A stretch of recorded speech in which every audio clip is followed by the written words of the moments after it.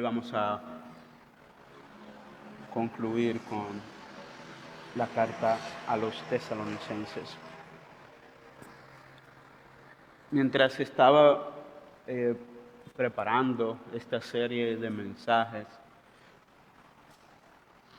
bien pude haber concluido en el último mensaje, en el capítulo 4, porque parte de lo que dije al final de este mensaje está dicho nuevamente aquí por Pablo en estos últimos versículos.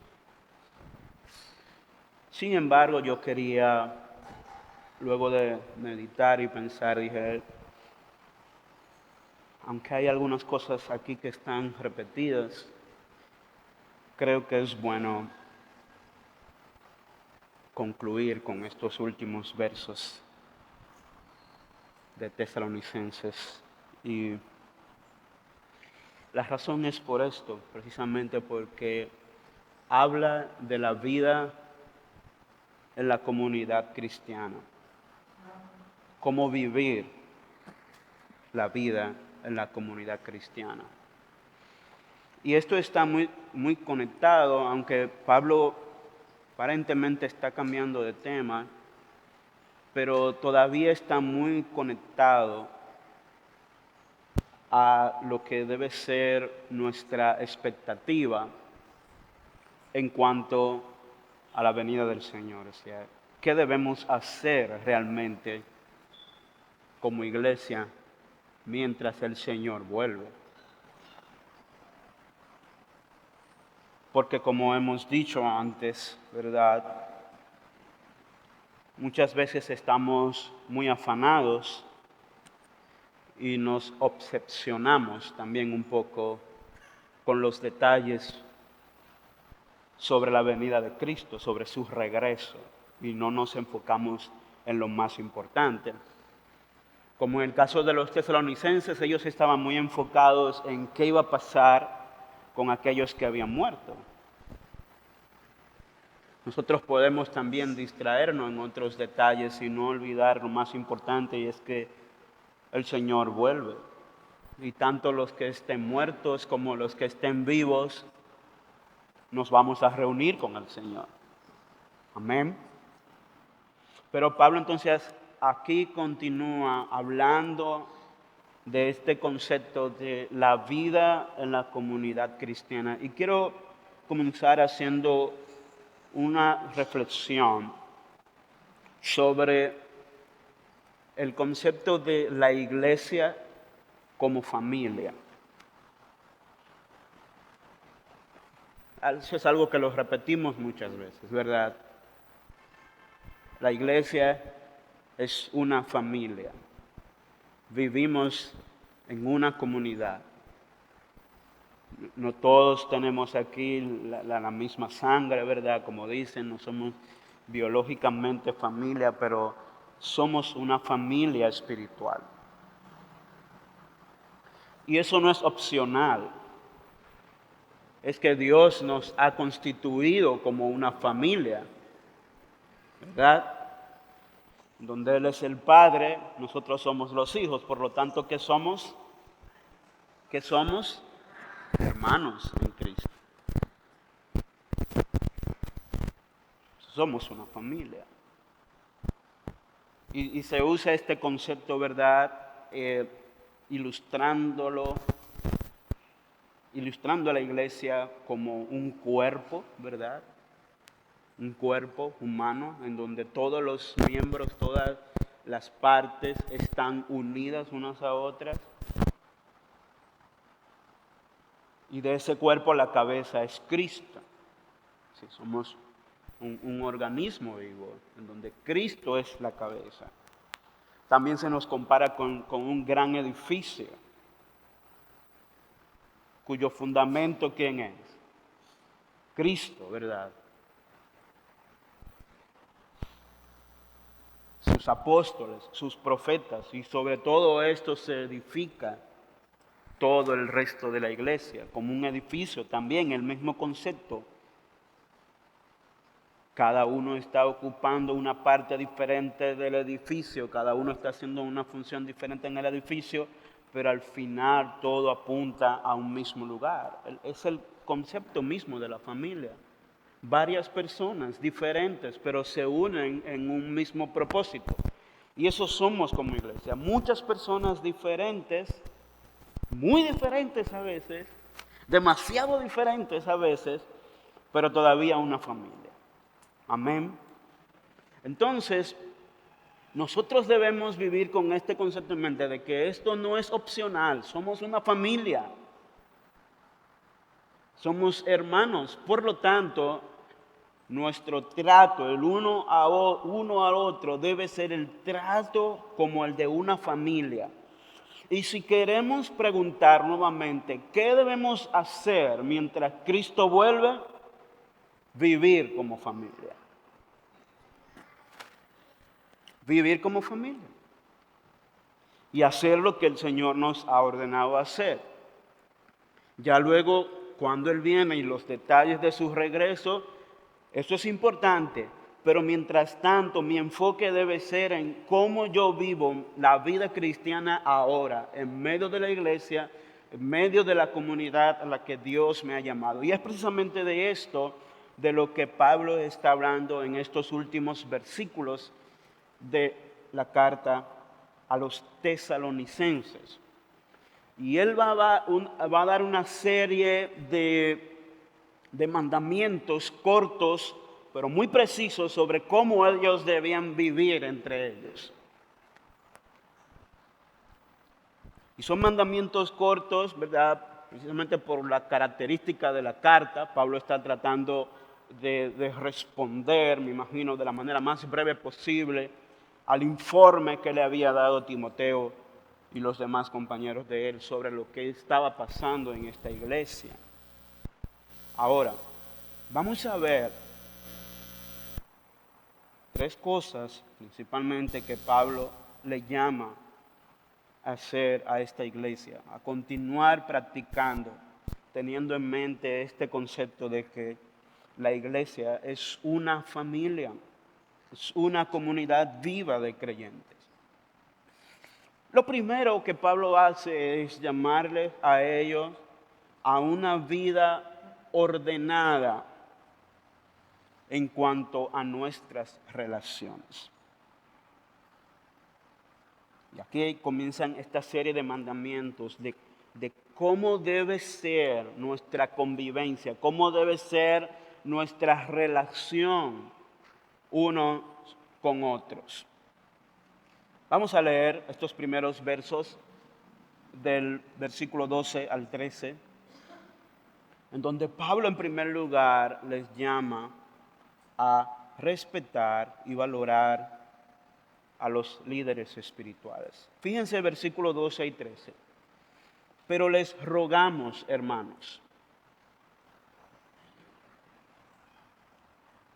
Repito, pero les rogamos, hermanos, que reconozcan a los que con diligencia trabajan entre ustedes y los dirigen en el Señor y los instruyen.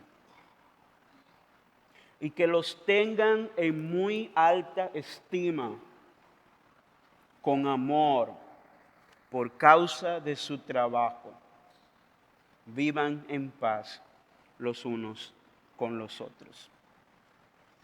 Lo primero que vemos aquí es una serie de mandatos en cuanto al compromiso que tienen los miembros en cuanto a sus líderes espirituales.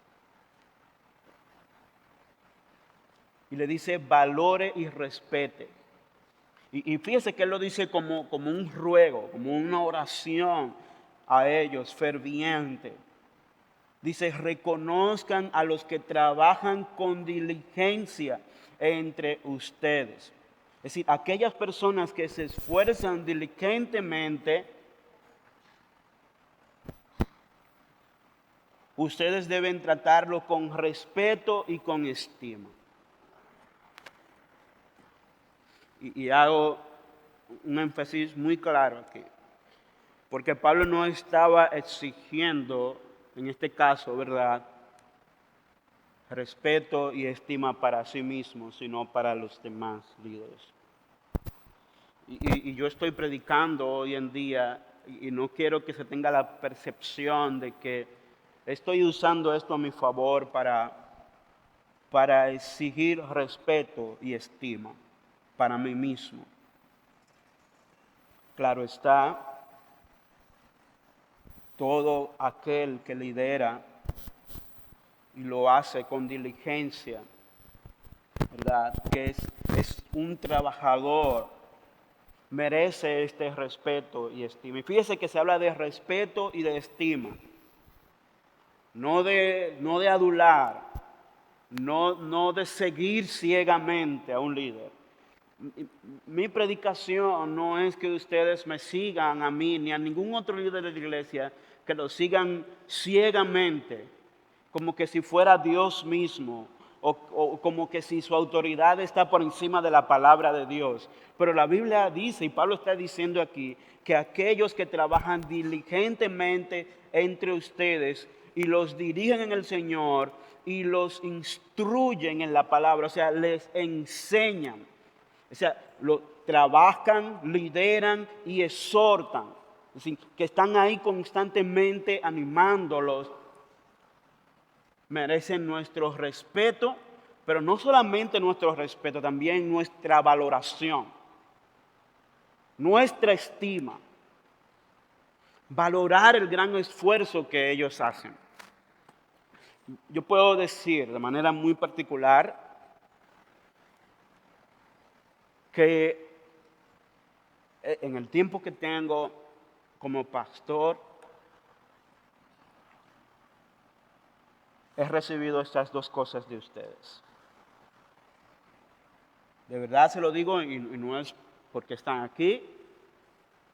Creo que lo he repetido varias veces en diferentes ocasiones, que una de las cosas que más me ha alentado en este tiempo es el valor y el respeto que he recibido de cada uno de ustedes.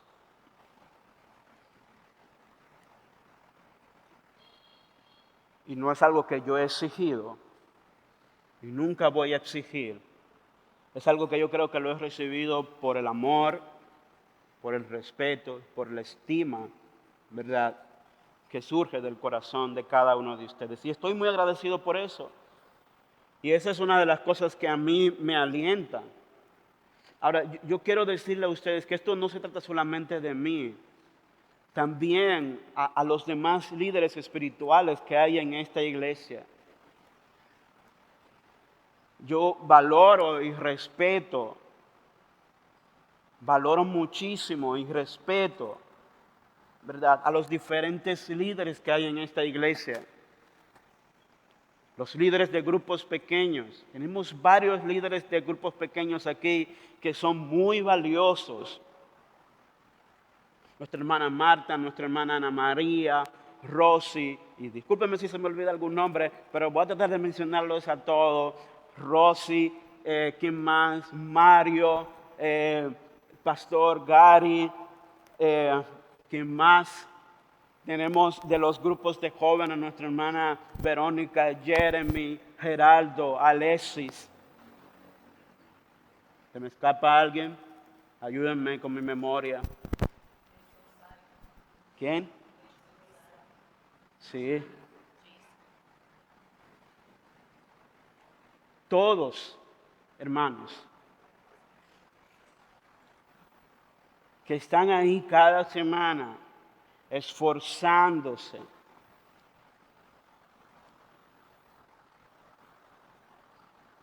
Y junto con ellos también más personas que están ahí esforzándose cada semana para liderar, para animarlos a ustedes, para empujarlos en un trabajo sumamente arduo.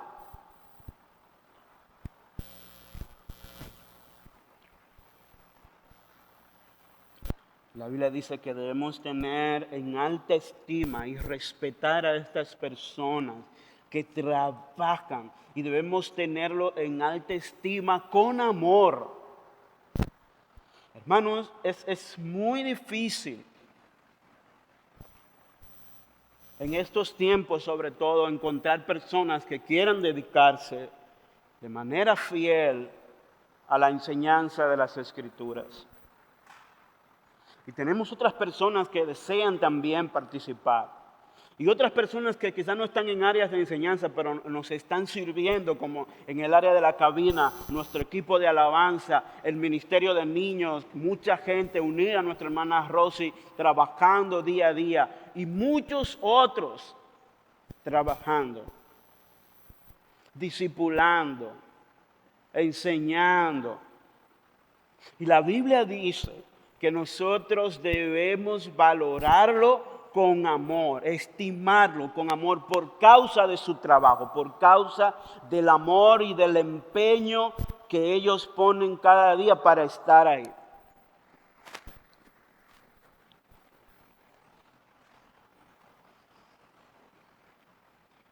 Ellos merecen nuestro respeto y estima, y eso debe surgir de una iglesia que ama y valora, como una familia, ¿verdad?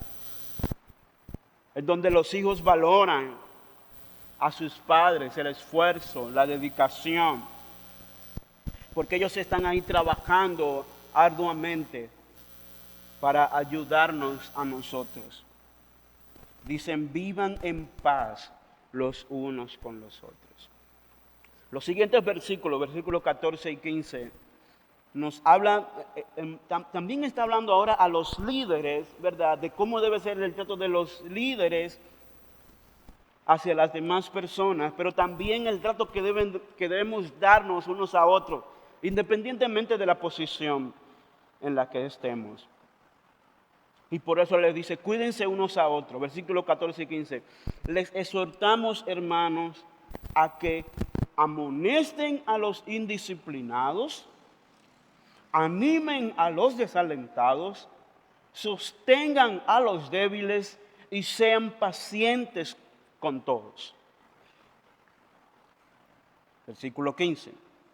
Miren que ninguno devuelva a otro mal por mal, sino que procuren siempre lo bueno los unos para los otros, para con los otros y para con todos. Aquí hay varias cosas que Pablo dice, varios mandamientos, corticos pero muy precisos. Él llama en primer lugar a animar a los que están desalentados, a los que han perdido el ánimo, a los que están cabizbajo, animarlos.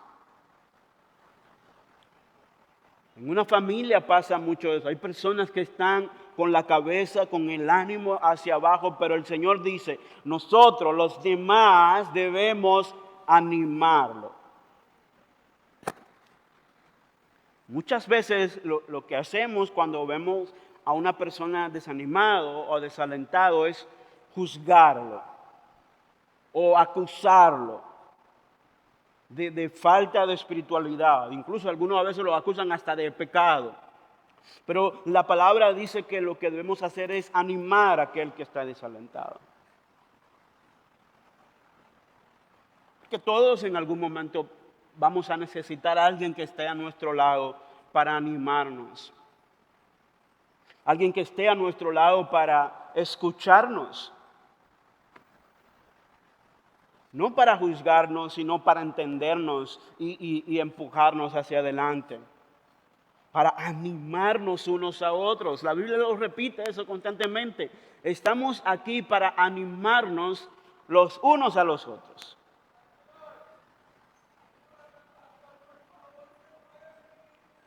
Entonces, lo siguiente es que nos dice que debemos amonestar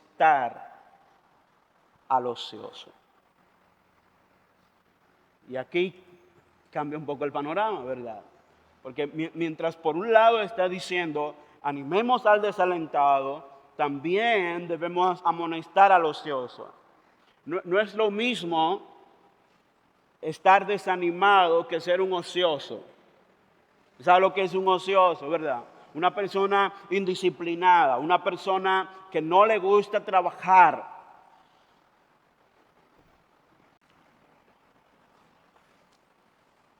amonestar al ocioso, al indisciplinado, aquel que no quiere trabajar. Y la Biblia habla de eso constantemente, que debemos ser diligentes, no ociosos. A Dios no le agradan los vagos, ¿verdad? ¿Dicen amén? A Dios no le agradan los vagos. Dios nos hizo para ser diligentes y trabajadores, para ganarnos la vida dignamente.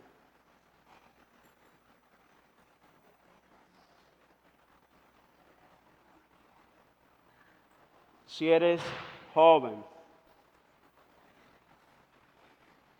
si eres ya casado, un poco mayor, tienes que saber esto. A Dios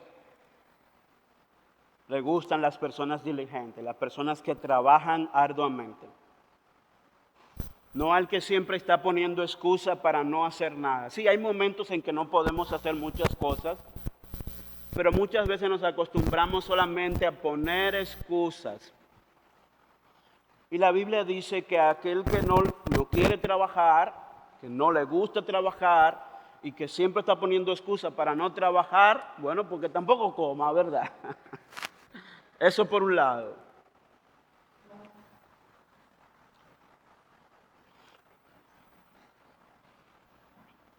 Que debemos ser diligentes. Durante un tiempo, aquí en San Pedro, se promovió mucho la idea de que vivir por fe en el Señor significaba como dejar de trabajar, ¿verdad?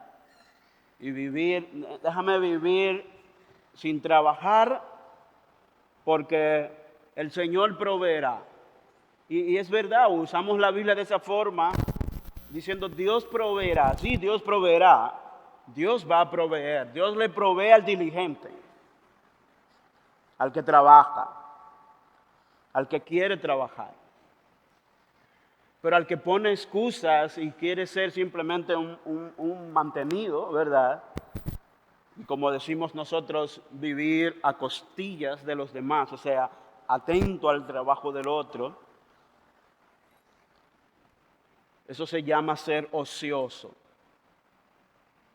Hay que buscar la forma de trabajar diligentemente. Y eso no es fe. Dejar de trabajar o poner como excusa que no voy a trabajar porque yo ahora dependo completamente de Dios, ¿verdad? Eso no es tener fe. Eso es un capricho.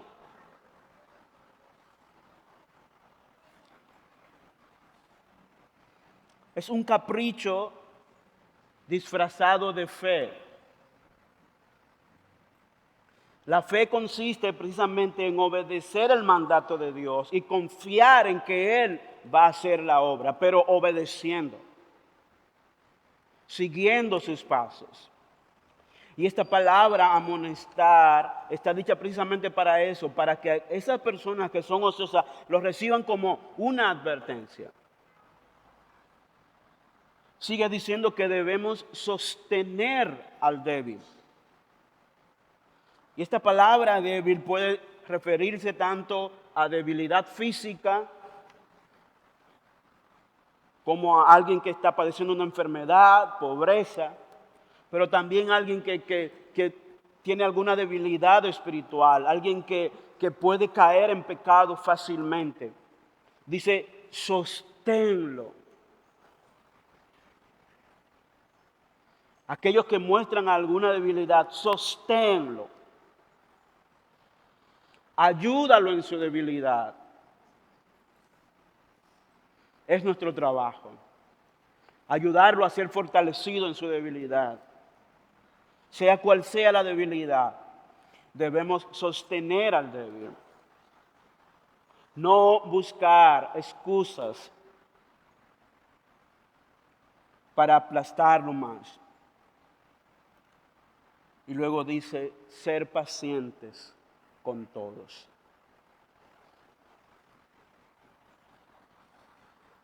Y este ser pacientes con todos se está refiriendo precisamente al grupo anterior que le está hablando. Hay personas desalentadas entre nosotros, pueden haber personas indisciplinados, ociosos entre nosotros, pueden haber personas débiles entre nosotros. La Biblia dice, sean pacientes con todos. Eso es algo muy importante para todos ahora. Porque quizás no todos estamos desalentados, quizás no todos estamos ociosos, quizás no todos somos débiles, pero todos necesitamos ser pacientes con todos. ¿Entienden eso? Es decir, que incluso cuando yo voy a animar, yo debo ser paciente porque no es automático que la persona se va a animar. Que a veces vamos a darle ánimo a una persona y creemos como que el ánimo lo va a recibir en automático. No funciona así, hermanos. Debemos hacer la obra de Dios y animar y dar las palabras y lo que tengamos que hacer para animar a otros, pero luego también ser paciente esperando a que el Señor haga la obra, ¿verdad?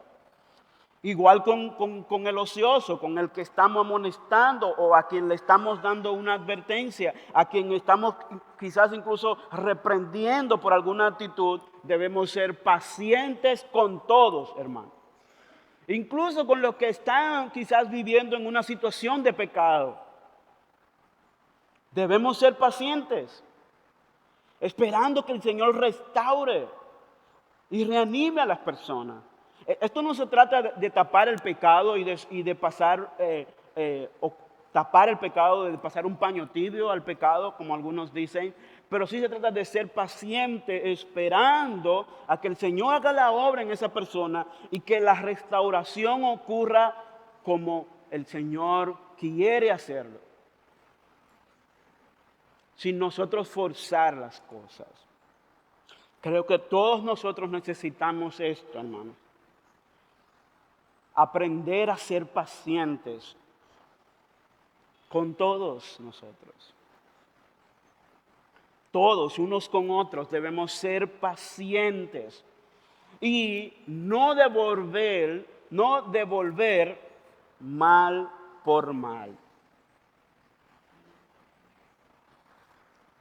Que puede ser que en esta interacción, en las relaciones unos con otros, recibamos algo como malo de manera personal para nosotros mismos. Nuestra tarea aquí no es devolver, como tú me hiciste mal, ahora yo te voy a devolver con el mismo mal. Eso es mundano, hermano, y eso es diabólico. Así piensan los del mundo. Tú me diste, pues yo también te voy a dar. Tú me ofendiste, pues yo también te voy a ofender.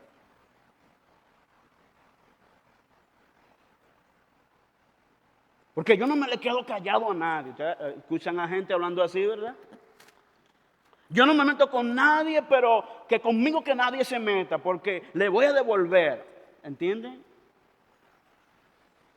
Puras mentiras que hablamos. Siempre decimos que no nos metemos con nadie. Todo el que dice, yo no me meto con nadie, pero que nadie se meta conmigo, comúnmente es la persona que más se mete en las cosas de los demás. Y sé que son palabras fuertes, ¿verdad? Que son palabras fuertes y difíciles de aceptar, de entenderla. Pero la idea es que antes de yo decir eso, yo lo que debo es pedir al Señor, ayúdame a no devolver mal por mal. Ayúdame a ser como tú, Señor. Incluso cuando mi hermano, mi compañero me hiera, me diga algo ofensivo, ayúdame a no devolver con la misma medida, sino amar como tú me amaste a mí. Y procurar siempre el bien. Sí, claro, podemos exigir justicia. Eso no significa que vamos a permitir que todo el mundo nos tome de relajo, ¿verdad? Como decimos. Y que todo el mundo esté por ahí maltratándonos de gratis.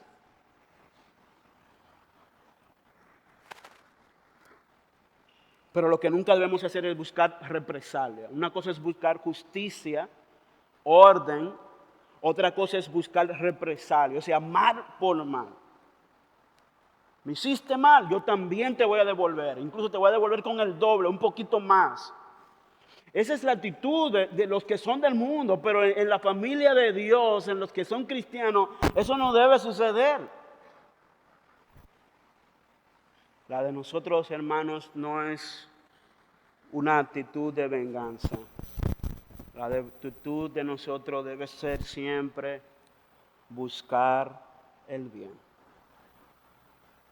Va a doler, porque se trata de trabajar con nuestro propio orgullo y nuestro pensamiento. ¿Qué es lo primero que piensa? En buscar venganza, y sobre todo en el momento de la calentura, ¿verdad? Del momento, el fervor del momento, nos lleva a que si me hacen mal, yo voy a devolver con mal. Pero el Señor nos dice, procuren el bien. Hermanos. Procure el bien. Hay momentos en que es mejor callar, pensar, meditar profundamente. ¿Qué es lo mejor en este caso? Y dejar que sea Dios el que actúe, tanto en mi vida como en la vida del otro. Porque a veces pensamos que Dios solamente necesita trabajar en la vida del otro. Y todos los mensajes son para el otro. No, yo debo pensar, ¿qué es lo que yo tengo que cambiar en mi propia vida? Y que el Señor se encargue de trabajar en la vida de los demás, incluso de los que me hacen daño, o que yo pienso que me hacen daño. Hermanos, la madurez cristiana se refleja en cómo tratamos a los demás en el cuerpo de Cristo.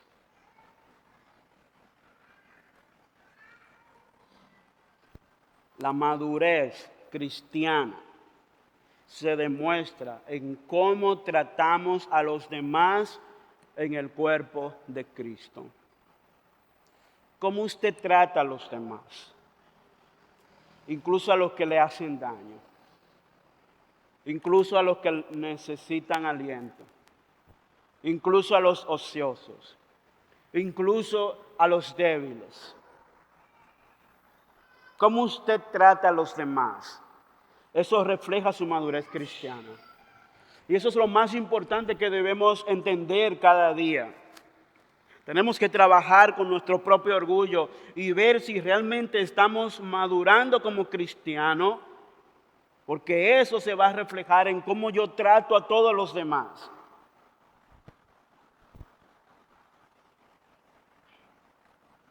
Los trato con amor, con actitud de perdón, o simplemente me encierro en mi orgullo y en que yo tengo la razón y no tengo nada que cambiar. Todos los demás tienen algo que cambiar menos yo. No. Nosotros debemos procurar esto en el cuidado unos con otros, como una verdadera familia en la que el Señor está trabajando. Lo segundo, los versículos 16 al 18, Pablo nos llama a una vida gozosa en nuestra actitud.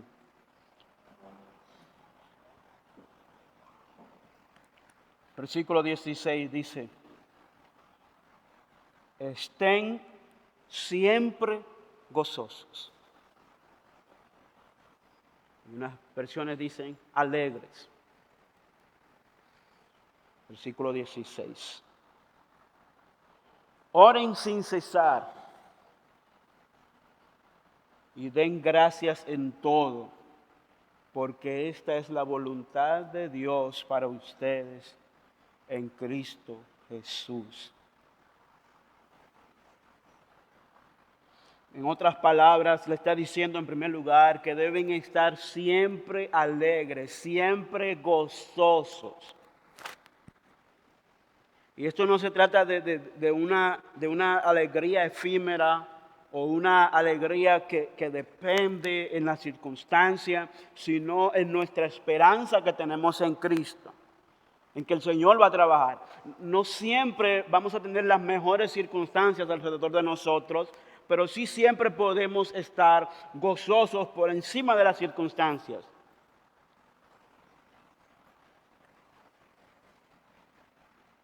Constantemente. Debemos procurar eso.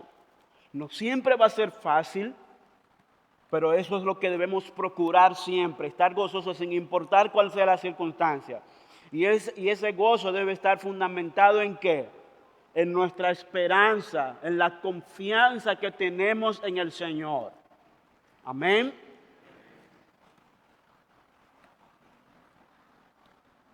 Oren sin cesar. Orar constantemente.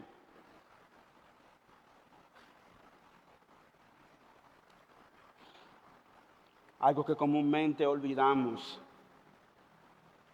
es la importancia de la oración, hermanos. De estar orando constantemente. Donde quiera que usted esté, debe estar esta actitud de dirigirse a Dios en oración. Y hay momentos para orar de manera íntima, en su habitación, en su cuarto, en la iglesia. Pero podemos mantener esta actitud de oración en todo lugar, en la calle, en el trabajo. No hay que cerrar los ojos obligatoriamente para orar. No hay que estar hincado, y eso es una buena práctica de oración, porque ofrece mayor intimidad y mayor acercamiento. Pero podemos orar constantemente, incluso caminando. Nadie tiene que verlo, nadie tiene que saberlo. Es usted, su pensamiento, en actitud de oración hacia Dios, pidiéndole constantemente por esas cosas que usted sabe que necesita orar. Por todo, por su iglesia, por sus líderes. Hay demasiadas cosas para orar. No sé cómo es que hay cristianos que no oran porque no tienen nada por qué orar. Hay muchas cosas para que orar. Ya yo le he dado varias razones para orar. Ore por sus líderes.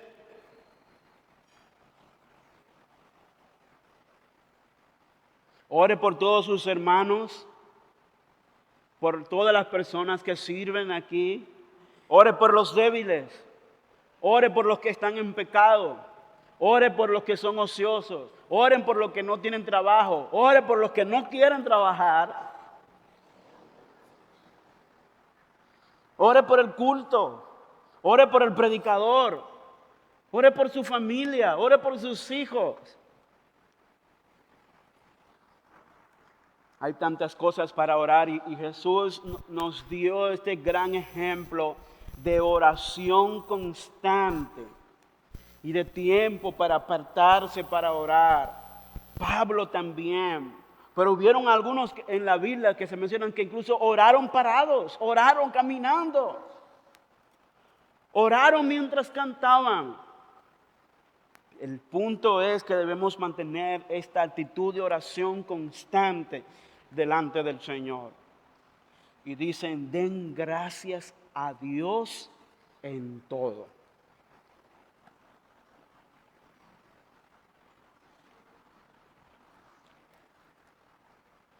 Y eso demuestra una actitud de gratitud y de gozo. Cuando yo estoy siempre alegre, contento, Sin importar las circunstancias, yo puedo decir estoy bien, gracias a Dios.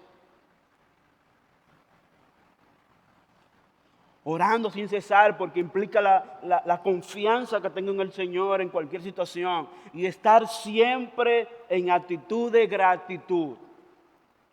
Tener gratitud al Señor.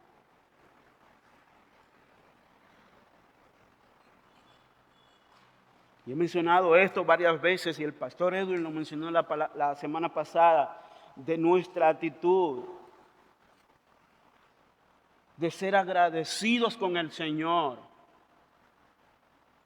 Cuando somos agradecidos con el Señor, muchas cosas cambian.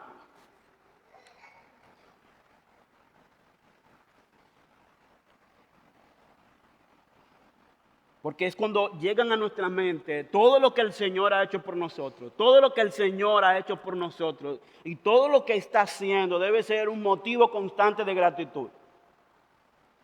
Y esto es sumamente importante, hermano. Esto de un espíritu de gratitud es algo sumamente importante. Al que tiene un corazón agradecido no hay que empujarlo.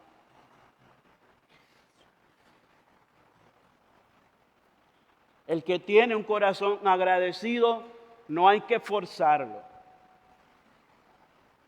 Él actúa movido por su propia gratitud. ¿Cuántos aquí están agradecidos de todo lo que Dios ha hecho por ustedes? Por todos nosotros. Estamos agradecidos, ¿verdad?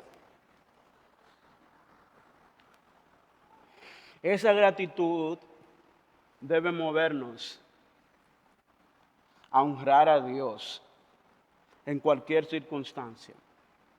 Y fíjese que dice en cualquier circunstancia. Dice porque esa es la voluntad de Dios. Sea cual sea la circunstancia. La voluntad de Dios es que seamos agradecidos, reflejando nuestra madurez. Hermanos, porque el gozo, la oración y la gratitud reflejan la madurez de un creyente.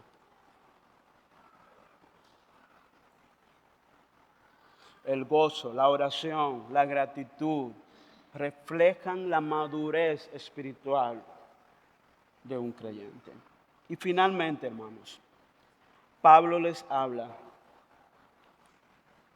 de tener una vida santa en nuestro carácter. Versículos 19 al 24 dice, no apaguen el espíritu.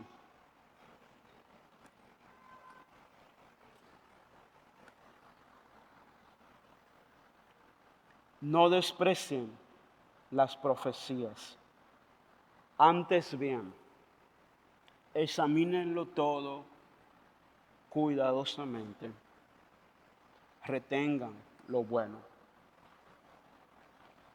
Absténganse de toda forma de mal. Y el mismo Dios de paz los santifique por completo. Y que todo su ser, espíritu, alma y cuerpo sea preservado irreprensible para la venida de nuestro Señor Jesucristo. Fiel es aquel que los llama, el cual también lo hará. Y aquí de nuevo hay una serie de mandatos cortos que deben ser analizados en su contexto. En primer lugar dice, no apaguen el espíritu. En otras palabras, no resistir la obra del espíritu. Y esto es importante entenderlo en su contexto, que recuerden cuando iniciamos esta carta, dijimos que esta fue una de las primeras cartas que Pablo escribió. Estamos hablando de aproximadamente año 49, 50 después de Cristo. Y Pablo escribió esta carta desde Corinto, o sea, era muy temprano. Y está respondiendo al informe que le habían llevado sus compañeros de misión. Y él está diciendo aquí no resistir la obra del Espíritu Santo. Y es muy probable que se estaba refiriendo a no resistir la obra, ¿verdad?, de los dones, de cómo el Espíritu Santo estaba obrando en medio de ellos, por medio de sus dones. Estamos hablando de los principios de la era apostólica, en donde había una gran manifestación de los dones espirituales.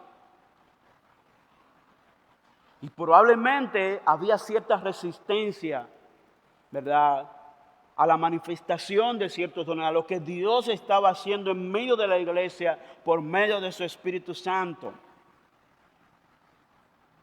Hoy en día, aunque vivimos en circunstancias diferentes, también podemos poner esta misma resistencia a la obra del Espíritu Santo. Independientemente de cuál sea nuestro concepto acerca de los dones espirituales, todavía podemos mostrar resistencia a la obra del Espíritu Santo dentro de la iglesia.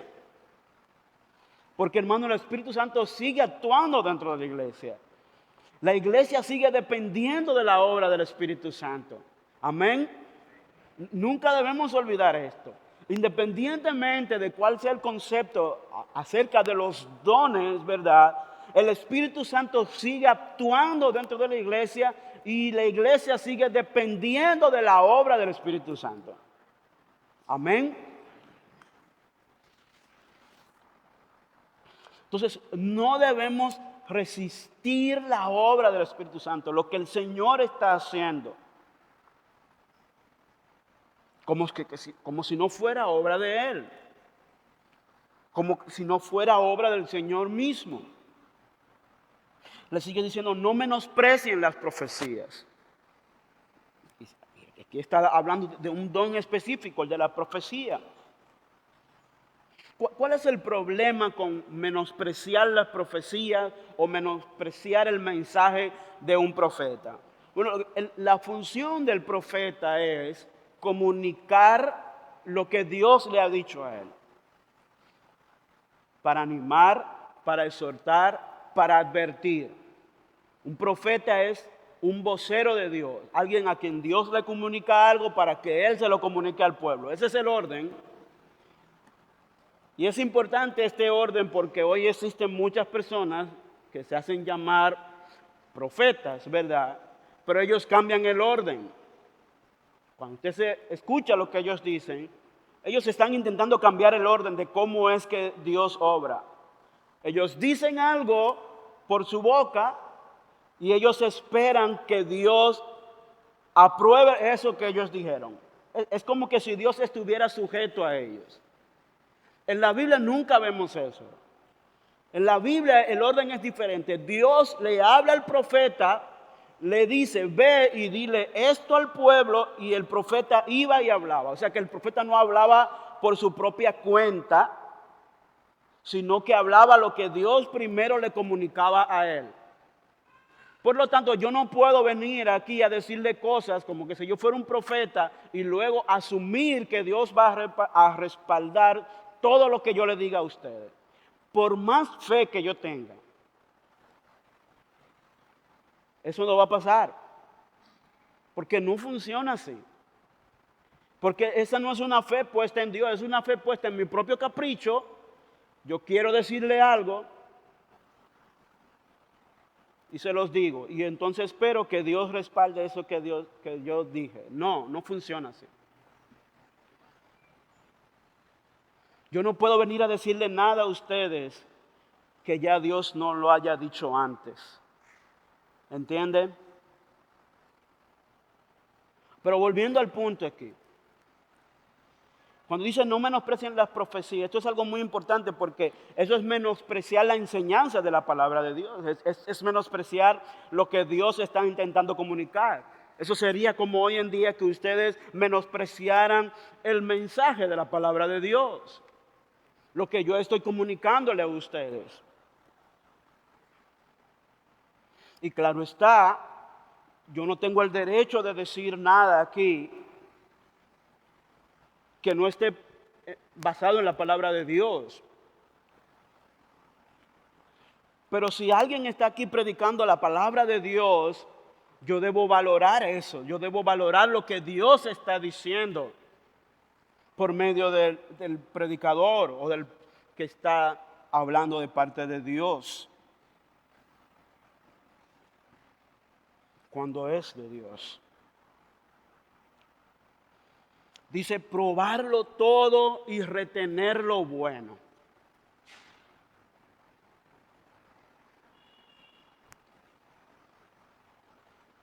Escuche, hermanos. Debemos probarlo todo y retener solamente aquello que es bueno. Vamos a escuchar muchas cosas. Vamos a recibir en nuestros oídos, en nuestras enseñanzas, en todo, ¿verdad? Vamos a recibir muchas cosas que no necesariamente son buenas, pero para eso yo tengo que tener un espíritu de discernimiento. Tengo que tener discernimiento para probar todas las cosas, discernir todas las cosas y solamente retener aquello que es lo bueno.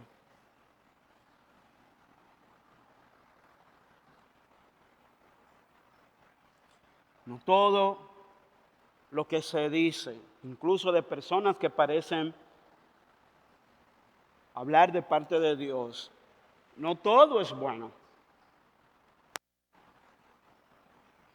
No todo el que dice hablar o obrar dirigido por el Espíritu Santo está siendo dirigido por el Espíritu Santo.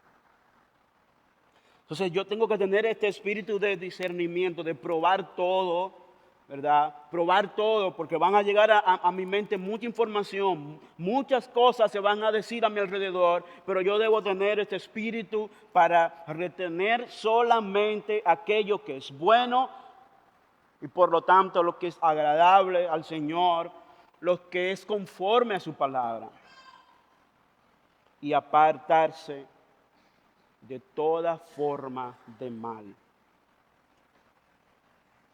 Apartarse. Y esto va como consecuencia de lo anterior. Yo voy a retener lo bueno, pero luego yo me voy a apartar de lo que es malo y de cualquier forma de mal. En pocas palabras, esto nos llama a confiar en Dios. Hermanos, porque confiar es nuestro llamado. Confiar que Dios mismo completará la obra de santificación. Dios lo hará. Y eso es algo muy importante también, finalizando este mensaje. Está hablando aquí de la santificación de la iglesia, de cómo vivir una vida santa en la comunidad a la que Dios nos ha llamado, la iglesia. Pero está diciendo que este es un trabajo que Dios lo hará. Él es fiel para hacerlo, hermanos. Él va a cumplir con su palabra de obrar en nosotros. Hermanos, la santidad no es un logro humano, sino la obra fiel de un Dios que nos transforma completamente. No es un logro humano.